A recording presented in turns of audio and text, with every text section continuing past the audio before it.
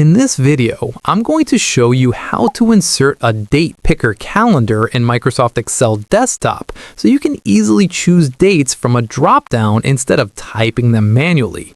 First, it's important to know that Microsoft's built-in date and time picker control only works in the 32-bit version of Excel, and it's not available in 64-bit Office unless you use a third-party add-in or register the control manually. To begin, you need to enable the Developer tab because the date picker is located inside ActiveX controls. Right-click anywhere on the ribbon, choose Customize the ribbon, then check the box for Developer in the Main tabs list and click OK. Once the Developer tab appears, and go to Developer, click Insert in the Controls group and choose More Controls under ActiveX Controls. In the list that appears, find Microsoft Date and Time Picker Control, select it, and click OK. Then click on the worksheet where you want the calendar to appear and the Date Picker control will be inserted.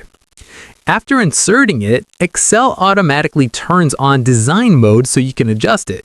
You can resize the calendar by dragging its corners, move it to a different position, or open properties to change the font, height, width, and overall appearance.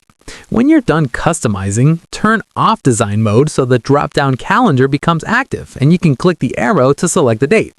To make the selected date usable in formulas, you should link the date picker to a specific cell.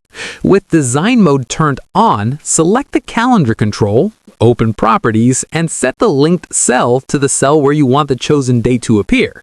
Once linked, Excel will recognize the selected date and you can use it in calculations like count ifs, filtering, or reports.